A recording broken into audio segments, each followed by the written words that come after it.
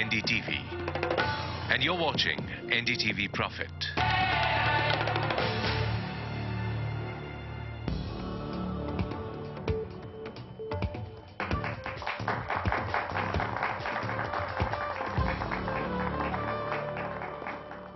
नमस्कार, यह है मनी मंत्र। मैं हूं पंकज पचौरी और मनी मंत्र जैसा कि हम लेके आते हैं आपके लिए रिलायंस मनी के साथ में। और आज हम इसके बारे में मनी की ही बात करेंगे। और वो मनी हिंदुस्तान का मनी है और वो मनी जो है, जो विदेश का जो मनी है, उसकी भी बात करेंगे कि मनी ट्रांसफर कैसे होता है। इधर का पैसा इधर और उधर का पैसा उधर कैसे होता है। हमारे साथ खास मेहमान भी मौजूद हैं यहाँ पर बात करने के लिए। सुदीप बंदोपाध्याय हमेशा की तरह मुस्कुराते हुए, और इनकी कंपनी है वो भी मनी ट्रांसफर में सर्विसेज जो है वो प्रोवाइड करती है। साथ में चेतन मेहरा हमारे साथ में हैं, जो कि डायरेक्टर हैं वाइजमैन फॉरेक्स लिमिटेड के। और वेस्टर्न यूनियन का आपने जहाँ पर भी लोगो देखा होगा, आप इनकी शक्ल याद कर लीजिए कि ये जो हैं उसके पीछे हैं। बहुत बहुत शुक्रिया आप दोनों का यहाँ पर आने के लिए।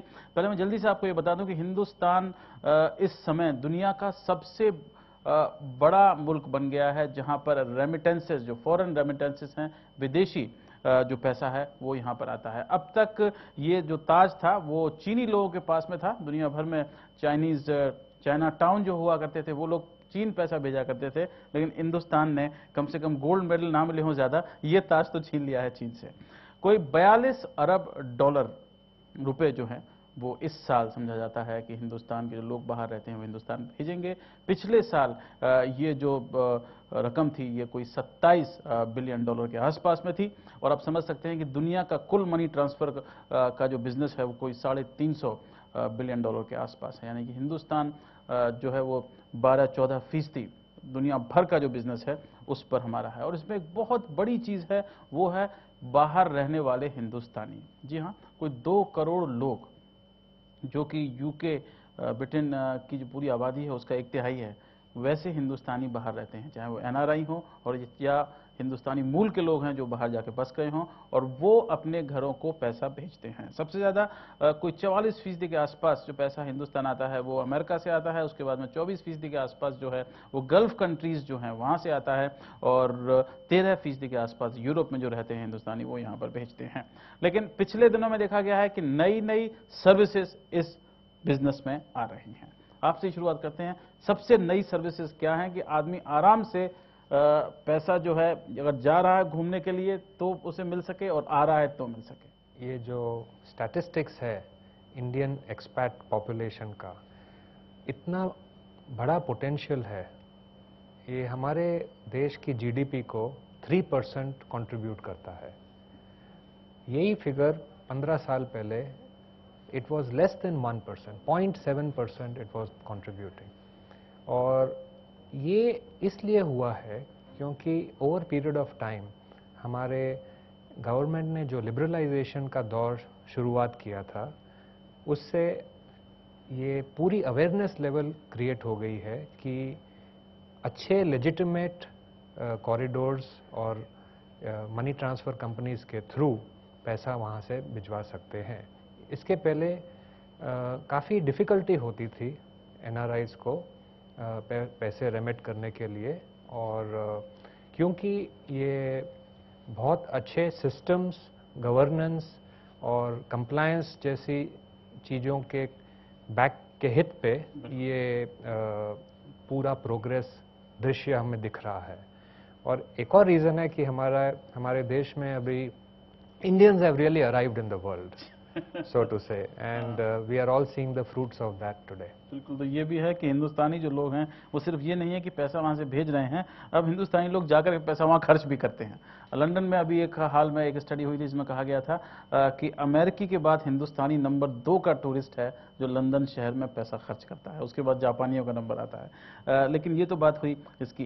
दूसरी बात यह कि चैनल्स जो हैं अभी मनी ट्रांसफ़र के, वो अभी भी इतना ज़्यादा लोगों की समझ में नहीं आते कि कैसे करेंगे। अभी भी लोग जो हैं वो कहते हैं कि यार विदेश अगर घूमने जा रहे हैं तो $500 का आपको ट्रेवलर्स चेक्स बना लें, ये बना लें।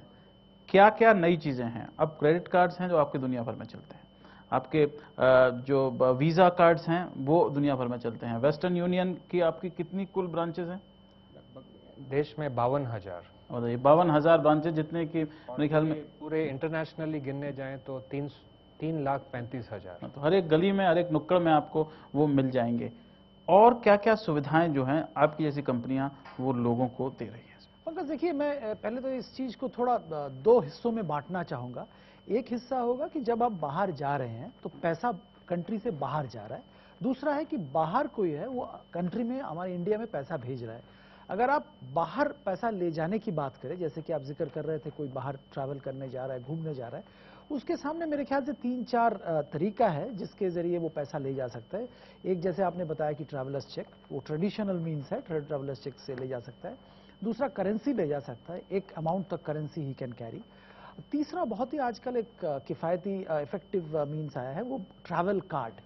ये बहुत सारे बैंक्स हैं, बहुत सारे कंपनीज हैं जो ट्रैवल कार्ड इशू करते हैं। इसमें खास बेनिफिट ये होता है कि आप जब जा रहे हैं बाहर ट्रैवल करने, आप वो कार्ड ले लीजिए, एक रकम आप उसमें भर दीजिए, उतना उस कार्ड में लोड हो जाएगा। तो आप बाहर कहीं भी जाएंगे तो उतना पैसा आप खर्चा कर पाएंगे। अब मान लीजिए आपको बाहर जाके और थोड़ा पैसे की जरूरत हो गई, तो यहां आपने घर में किसी को फोन कर दिया, वो जाके वही कार्ड पे टॉप अप कर पाएगा। तो वो जो पहले एक मोबाइल फोन की तरह है हाँ जी, हाँ जी, हाँ जी, बिल्कुल मोबाइल फोन की तरह है। हाँ। तो इसमें एक, पहले हम लोग जब बाहर जाते थे तब हमेशा रखता पॉकेट में जितना पैसा है वो खर्चा हो गया, अचानक कोई कंटिजेंसी आ गया, क्या होगा? 1 मिनट के लिए आप क्रेडिट कार्ड को अलग रखिए। तो ये एक बहुत ही अच्छा ट्रैवल कार्ड, एक बहुत ही अच्छा जरिया है कि घर में आपने एक फोन कर दिया, घर से कोई जाके वो टॉप अप कर दिया, तो आप बाहर खर्चा कर रहे हैं। और चौथा, जैसे कि आपने बोला है, वो तो ट्रेडिशनल मीन्स है कि कार्ड।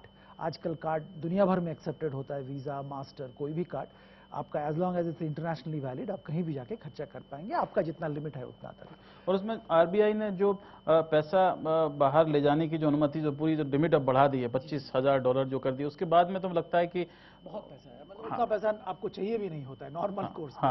अगर आप घूमने के लिए जा रहे हो उसके ज्यादा पैसा चाहिए नहीं होता है।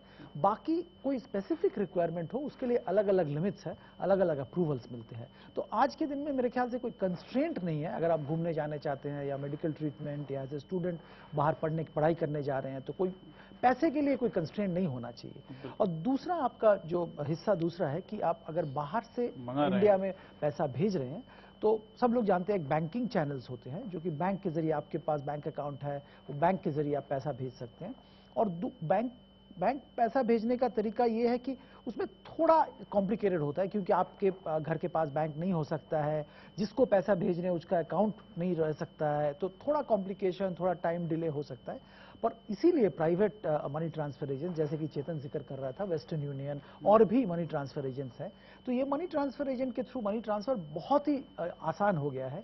आप मान लीजिए आप कहीं भी बाहर हैं, कहीं भी आप वेस्टर्न यूनियन या मनीग्राम या ऐसे बहुत सारे ऐसे एजेंट्स हैं, इनके कहीं भी जहां पे बोर्ड आपको दिखता है वहां चले जाइए, आप उनको पैसा दीजिए, जितना पैसा आप इंडिया भेजना चाहते हैं, जिसके नाम भेजना चाहते हैं उसका नाम बता दीजिए, पैसा दे दीजिए, और अपना केवाईसी, मतलब आप क्या, कहां से पैसा लाए हैं, थोड़ा आपका क्रेडिबिलिटी एस्टैब्लिश करना पड़ेगा, और आपको एक नंबर दिया जाएगा, वो नंबर आप लेके चले आइए। आप जिसको पैसा भेजिए उसको एक फोन करके या किसी तरह वो नंबर कम्युनिकेट कर दीजिए।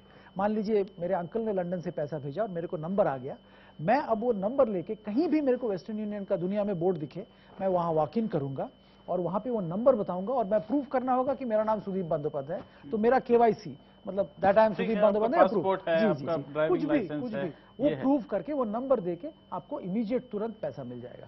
हिंदुस्तान में समस्या लेकिन यह है कि जो लोग ज्यादातर हैं जहां पैसा आता है वो पढ़े लिखे या कम पढ़े लिखे लोग हैं, तो उसमें आपको क्या समस्याएं आती है? जैसे केरल में ये कहा गया कि इस तरह की सर्विस में केरल की बहुत जरूरत है, क्योंकि वहां से आप देखिए, जैसे गल्फ के जो लोग हैं ज्यादातर केरल से और दक्षिण राज्यों से वहां पर गए हुए हैं, उनको और सुविधा देने के लिए, सरल बनाने के लिए क्या कर सकता है वेस्टर्न यूनियन? कुरियर सर्विस की तरह उनके घर जा सकता है क्या?